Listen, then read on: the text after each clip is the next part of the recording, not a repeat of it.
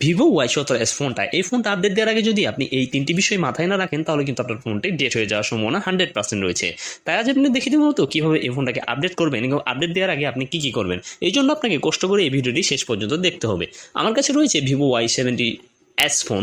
এই ফোনটা এখন আমি আপডেট দিব। আপডেট দেওয়ার আগে অবশ্যই আপনাকে মাথায় রাখতে হবে, নাম্বার ওয়ান যে কাজটা করবেন সেটা হচ্ছে আপনার ফোনটাকে কিন্তু 50% চার্জ দিয়ে রাখতে হবে। চার্জ দেওয়ার পর এইখান থেকে আপনি এখন সেটিংসে চলে যাবেন। আপনার হাতে থাকা ফোনের সেটিংস নামের যে অপশন রয়েছে সেই সেটিংস নামের অপশনটাতে চলে যাবেন। চলে যাওয়ার পর আপনি এখান আপনার হাতে থাকা ফোনের ওয়াইফাই কানেক্টটা কিন্তু দিয়ে নেবেন। ওয়াইফাই কানেক্টটা দিয়ে নেওয়ার পর আপনাকে যেটা করতে হবে, ওয়াইফাই কানেক্ট হয়ে যাওয়ার পর এখান থেকে ব্যাক করবেন। ব্যাক করার পর এখান থেকে স্ক্রল ডাউন করবেন। স্ক্রল ডাউন করতে করতে নিচে দেখতে পাবেন সিস্টেম আপডেট নামে একটা অপশন রয়েছে। আপনি সেই সিস্টেম আপডেটে ক্লিক করবেন।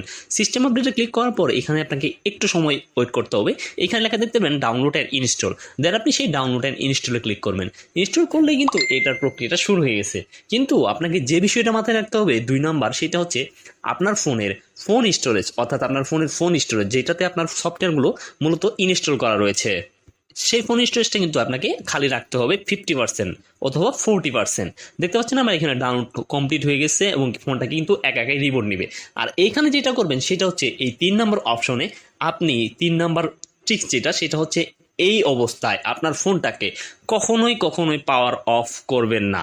আপনি যদি এই সময়ে আপনার হাতে থাকা ফোনটির পাওয়ার অফ করেন তাহলে কিন্তু পাওয়ার অফ হয়ে যাওয়ার পর আপনার ফোনটা যখন আবার অন করবেন সেক্ষেত্রে একটা নতুন প্রবলেমে পড়বেন। সেটা হচ্ছে আপনার ফোনে এই ভিভো লেখা এসে একদম দাঁড়িয়ে থাকবে, সামনেও যাবে না পিছনেও যাবে না।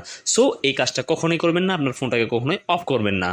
তারপর যেটা সেটা হচ্ছে এই যে দেখতে পাচ্ছেন এখানে including install package upgrade package, এই লেখাটা আসার পর এইখান থেকে আপনাকে কিছুক্ষণ সময়, এখানে বেশ কিছুক্ষণ সময় কিন্তু ওয়েট করতে হবে। ধরুন মিনিমাম 1 মিনিট বা 2 মিনিট। আর আপনার ফোনে যদি বেশি সফটওয়্যার ইনস্টল করা থাকে সেক্ষেত্রে কিন্তু আপনাকে বেশিক্ষণ সময় এখানে ওয়েট করতে হবে। এই জন্য আপনি কখনোই চিন্তাতেও পড়বেন না যে আমার ফোনটা ডেট হয়ে যাবে কিনা। সো এই বিষয়গুলো মাথায় রেখে আপনার ফোনটা মূলত আপডেট করতে হবে।